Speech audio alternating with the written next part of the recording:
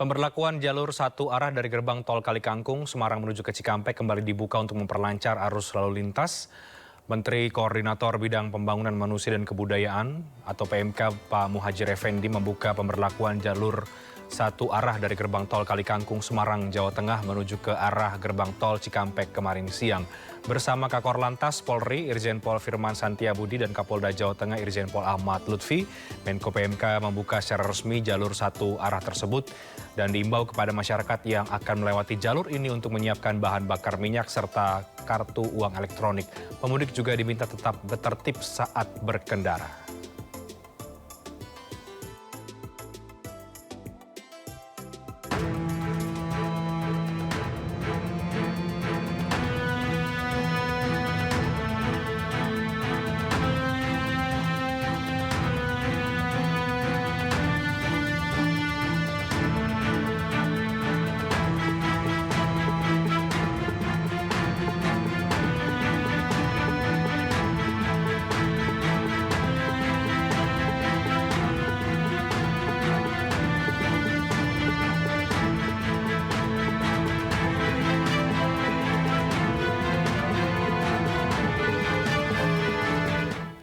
Dan bagaimana kesiapan pemerintah dalam menyiapkan arus balik Lebaran 2023 serta mengantisipasi datangnya masyarakat dari daerah ke ibu kota ataupun pendatang.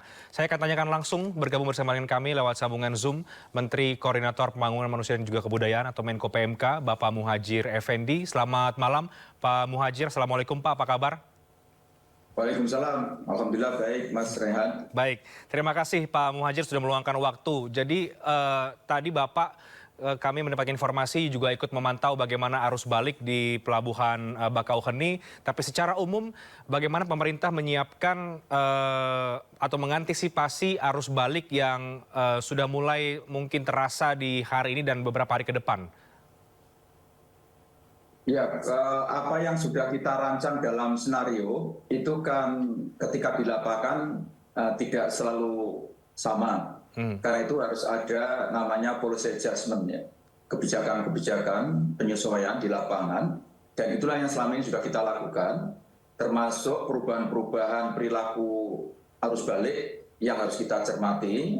Itu sementara jadi fokus kita, pemerintah fokus kepada itu. Bagaimana perilaku arus balik ini harus kita respon dengan berbagai macam kebijakan-kebijakan, baik yang berdasarkan senario yang sudah kita tetapkan sebelumnya maupun kemungkinan adanya perubahan-perubahan di lapangan melalui policy adjustment itu. Seperti misalnya sekarang ini Mas Reinhardt, seperti yang sudah kita ramalkan semula bahwa mestinya H1, H2 ini yang akan mudik akan arus balik itu akan berjumlah 203.000 kendaraan. Dan ternyata dengan berbagai macam, kalau itu terjadi memang kita akan mengalami kerepotan luar biasa ya. Hari-hari ini kita akan sangat repot. Kapasitas jalan tol maupun jalan arteri kita tidak mungkin bisa menampung sebesar itu. Tapi alhamdulillah saya dapat informasi per jam 2 tadi ternyata arus balik bisa kita turunkan tidak sampai 203.000 tapi hanya 175.000 kendaraan. Konsekuensinya ya berarti pada hari-hari berikutnya nanti kita masih harus membuka berbagai macam kebijakan-kebijakan improvisatif ya, misalnya harus jalan satu jalur one way mungkin juga akan kita bahkan sekarang juga sudah kita perpanjang. Kemudian juga kita harus mengantisipasi kemungkinan memperpanjang masa berlakunya pelarangan kendaraan-kendaraan besar untuk sudah beroperasi. Karena kita juga harus mengimbangi dengan meratanya jumlah arus balik kendaraan pribadi ya, yang semula yang kita khawatirkan terjadi H1, H2 hari ini, tetapi ternyata dengan berbagai macam himbauan dari Bapak Presiden dan juga insentif misalnya pemberlakuan diskon 20% untuk jalur seluruh ruas dari Kalikangkung, Semarang sampai Cikampek, Cikatama, tanggal 27 sampai 29 ini ternyata sementara ini menurut saya cukup efektif untuk mendorong agar para arus balik ini, pengendara arus balik ini sebagian mau menunda, mau mengundurkan jadwalnya untuk kembali ke Jakarta dan sekitarnya. Baik, jadi ada kebijakan yang memang sudah disiapkan dan masih bisa diterapkan, tapi ada juga kebijakan yang sudah disiapkan, tapi melihat situasi, artinya ada policy adjustment yang tadi disampaikan oleh Pak Muhadjir ya Pak. Ada cukup banyakkah kemudian kebijakan-kebijakan yang mengikuti keadaan yang bisa saja berubah dalam beberapa hari ke depan, Pak? Kita kan tiap hari ada evaluasi, baik dari pihak Kementerian Perhubungan, Pak Menhub, Pak Kapolri, dan tentu saja operator jalan tol. Kemudian juga untuk analisis jalur-jalur arteri itu melibatkan pemerintah daerah, terutama Kapolda, dan dalam hal ini terutama Kapolda Jawa Tengah, Kapolda Jawa Barat, dan Kapolda Banten. Terus tiap hari kita adakan evaluasi dan kemudian kira-kira apa improvisasi yang harus kita lakukan untuk memastikan bahwa plan kita atau rencana kita itu tertata mulai dari rencana awal, kemudian rencana cadangan, dan seterusnya itu kita lakukan. Ya. Tadi Bapak ke Pelabuhan Bakauheni, informasi yang kami dapatkan. Bagaimana hasil tinjauan Pak Muhadjir tadi di Pelabuhan Bakauheni, Pak? Saya meninjau 2 pelabuhan sekaligus, yaitu Pelabuhan Panjang dan kemudian Pelabuhan Bakauheni. Pelabuhan Panjang, sebagaimana kita ketahui, ini adalah dipakai tempat pemberangkatan untuk kendaraan-kendaraan besar, ya, terutama Sumbu 3 dan sepeda motor. Dan tadi saya cek untuk H1, H2 ini kondisinya masih landai-landai saja. Bahkan untuk hari ini untuk kendaraan Sumbu 3, kendaraan besar, itu mungkin baru hanya 1 kapal, tapi kapal besar kapasitas 150 kendaraan yang akan menyeberang dari Panjang ke nanti akan kita turunkan di Indah Kiat ya, tidak di Ciwandan. Kemudian sepeda motor belum ada. Ini artinya bahwa masyarakat masih santai-santai lah, tidak keburu-buru seperti waktu mudik itu. Karena memang perilaku mudik dan arus balik ini kan kayak orang masuk di kamar kecil ya. Waktu mau masuk betul-betul cepat-cepat, keburu-buru gitu ya. Tapi kalau pulang kan keluar dari kamar kecil kan kemudian santai karena sudah lega kan. Ini kayak begitu saya lihat perilaku arus balik dan arus mudik dan arus balik ini. Oke, ya. Bahkan informasi tadi dari Kementerian Perhubungan kami dapatkan baru 20% saja angka pemudik yang sudah melakukan arus balik. Artinya masih sangat tinggi angka arus balik yang belum terjadi. Artinya puncak arus balik ini bergeser ya Pak Menko? Betul, dan itu memang yang kita harapkan. Jadi itu bagian dari ya berbagai macam policy adjustment yang kita lakukan untuk jangan sampai terjadi penumpukan yang mungkin akan merepotkan pengendaliannya pada H1, H2 yang sudah kita hitung ini, Mas. Termasuk tadi waktu saya baru ke Bakauheni juga sama. Di sana kan nanti khusus untuk kendaraan pribadi, tapi tadi kami diskusikan dengan pihak ASDP, sangat dimungkinkan nanti juga roda 2 bisa juga lewat Bakauheni, tidak harus melalui artinya bisa roda 2, roda 4 nanti bisa bersama-sama melalui Pelabuhan Bakauheni dan turunnya bisa di Merak, tidak harus turun di Ciwandan.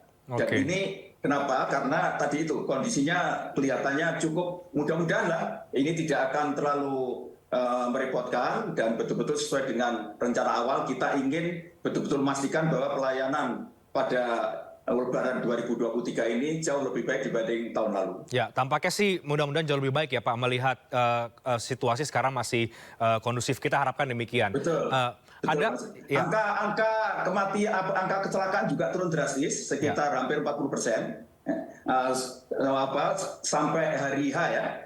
Jadi min 5 sampai hari H itu turun sekitar 39%. Kemudian yang fatal yang juga turun drastis yaitu 72%. Dan ini tanda-tanda baik, mudah-mudahan penanganan arus balik ini juga baik, syukur-syukur lebih baik. Oke, ini angka penurunan yang sangat signifikan. Pak Menko, ada kebijakan yang dikeluarkan oleh Pak Jokowi bahwa boleh bagi ASN memperpanjang cutinya begitu.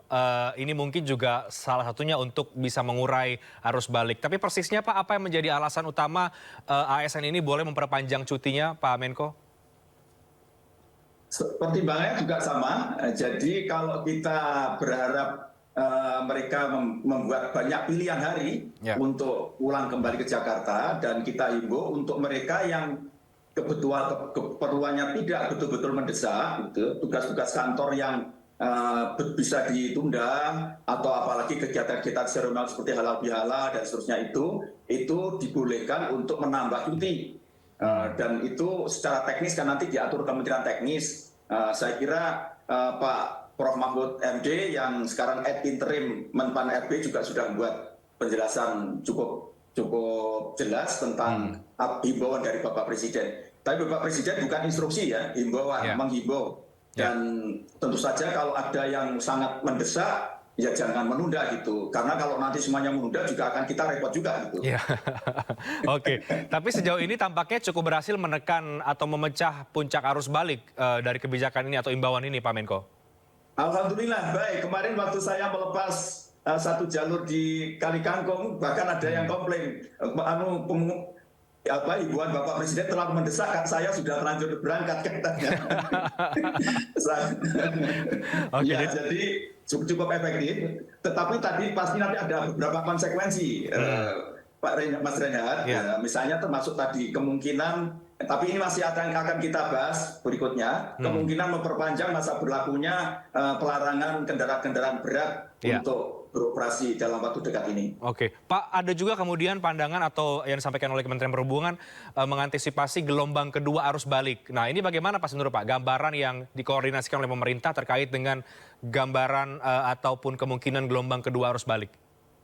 Gelombang kedua arus balik ini karena diasumsikan nanti kan ada, ini anak-anak sekolah DKI kan belum masuk ini, sampai nanti awal Mei. Sehingga kita perkirakan tanggal 1 Mei atau tanggal 30 April 1 Mei itu akan ada gelombang kedua. Tetapi gelombang kedua saya kira tidak akan membuat repot kita lah, karena kan sudah ada gelombang 1.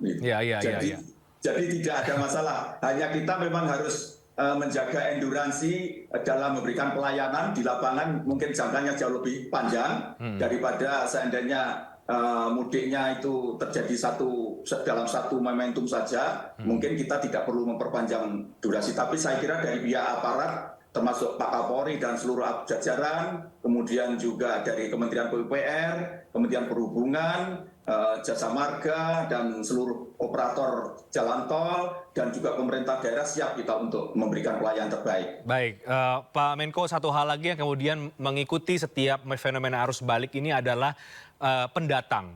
Di arus mudik ada 130 juta orang yang kemudian datanya seperti itu, naiknya cukup signifikan. Artinya bisa juga kemudian pendatang yang dari daerah ke ibu kota ini bisa juga meningkat lagi. Kalau tidak ini diantisipasi bisa jadi PR lagi nih Pak. Bagaimana Bapak melihat soal bisa jadi ada pendatang yang meramaikan ibu kota? Pertama saya ingin dasar kita ya, kalau saya, bahwa datang ke suatu tempat itu adalah hak, gitu ya. Apalagi kalau dalam rangka untuk mencari penghidupan yang lebih baik. Yang penting adalah harus betul-betul dihitung matang, gitu ya. Misalnya bekal, baik bekal dalam arti keterampilan, kemampuan, dan kemudian juga peluang, itu harus betul-betul dihitung dengan baik. Itu jangan sampai ternyata ekspektasinya tidak terpenuhi ketika datang di ibu kota atau di tempat-tempat lain. Tetapi saya lihat sekarang kesadaran masyarakat bahwa sudah ada proses dekonsentrasi industri ya. Ini juga sudah dipahami oleh masyarakat, karena sekarang ini industri kan terjadi proses ada relokasi terbatas di daerah-daerah yang semula bukan menjadi pusat industri. Salah satu yang merangsang dari para industriawan ini, pelaku industri ini kan UMR kan. Daerah-daerah UMR-nya masih relatif kompetitif dibanding daerah-daerah yang ada di DKI dan sekitarnya. Dan itu saya kira sudah mulai dipahami oleh masyarakat sehingga dia bisa tetap bertahan di daerah-daerah itu. Yang penting sebetulnya ini adalah ketersediaan lapangan kerja di daerah itu. Karena itu masing-masing pemerintah daerah, marilah kita dorong betul-betul untuk berupaya keras untuk menyiapkan lapangan kerja di daerah masing-masing, karena tidak mungkin urusan lapangan kerja ini dibebankan pada pemerintah pusat saja, karena urusannya sebetulnya ini adalah urusan konkuren, artinya apa? Berbagi antara pemerintah pusat dan pemerintah daerah, dan termasuk beberapa kebijakan yang dilakukan oleh Bapak Presiden, misalnya menggunakan dana desa itu bisa digunakan untuk program padat karya dana desa dan seterusnya, itu insya Allah bisa untuk menghambat atau untuk mengurangi kecenderungan orang untuk beramai-ramai datang ke ibu kota ketika di musim Lebaran. Baik, Pak. Terakhir, bagi masyarakat Pak, imbauan dari Pak Menko PMK Pak Muhadjir, bagi masyarakat yang mungkin sekarang masih banyak ada di kampung halaman masing-masing, apa imbauan Bapak jika kemudian ingin melakukan arus balik dalam beberapa hari ke depan? Pertama, ini kan sebetulnya sekarang ini urusannya soal wisata kan. Jadi ini di daerah-daerah sekarang orang mulai menunda, atau apalagi kalau menunda pulang ke ibu kota itu pasti akan memanfaatkan untuk berwisata di daerah-daerah itu. Saya mohon hati-hati betul ke tujuan-tujuan wisatanya dengan baik, apalagi kalau rombongan misalnya, carilah kendaraan yang memang betul-betul sudah diketahui bahwa itu aman. Ya. Sudah layak untuk di jalan. Jangan sampai menyewa kendaraan yang kelihatannya bagus karena dicek, tapi sebetulnya itu sudah kendaraan tua dan sudah lama tidak dikir atau sudah tidak dicek kelayakannya. Ini sangat berbahaya karena potensi kecelakaan berdasarkan pengalaman tahun lalu, Mas Reinhardt, itu sangat tinggi. Wisatawan, kendaraan-kendaraan wisatawan yang remnya blong itu banyak terjadi dan itu korbannya juga cukup besar. Karena itu yang pertama di sektor wisata. Kemudian juga mohon patuhi ketentuan-ketentuan terutama wisata pantai untuk jangan mencoba adu keberanian di tempat-tempat yang berbahaya, terutama ombak-ombak besar. Dan ini tahun lalu juga banyak memakan korban. Banyak memakan korban mereka yang di jalur yang berwisata di pantai. Ini betul-betul, dan saya juga sudah minta tim SAR untuk menyiapkan tenaganya untuk standby, untuk memberikan peringatan dan memberikan pertolongan kalau memang betul-betul kejadian itu ada. Kemudian yang ketiga, untuk mereka yang akan balik, arus balik, pastikan bahwa ketika sebelum masuk tol, BBM-nya penuh atau cukup. Kemudian juga saldo di kartu tolnya juga cukup. Jangan sampai itu jadi masalah. Walaupun Pertamina selama mudik dan arus balik ini telah tidak memberlakukan Pertamina. Artinya boleh mengisi berapapun untuk jenis-jenis BBM tertentu, misalnya Pertalite misalnya. Dan ini sangat mempermudah memang untuk di perjalanan, tetapi jangan karena kemudian lengah tidak mengisi BBM-nya cukup ketika masuk di jalan tol.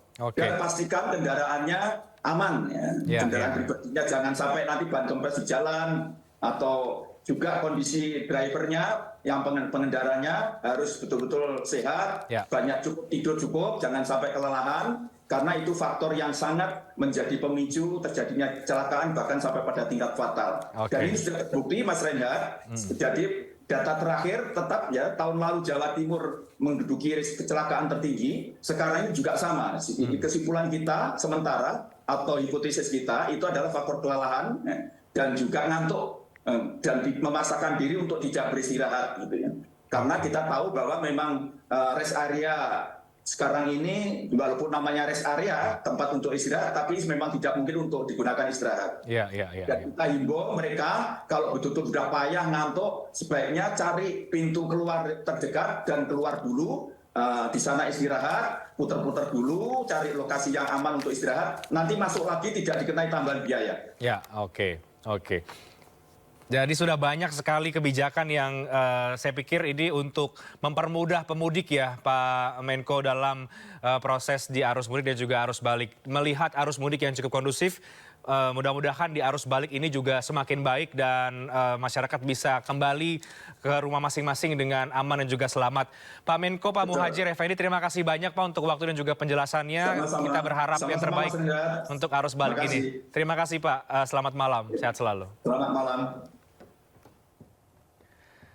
Dan dialog dengan Menko PMK Pak Muhadjir Effendi tadi sekaligus menutup jumpa kita di MNC News Prime malam ini. Saya Reinhard Sirait pamit. Terima kasih, selamat malam.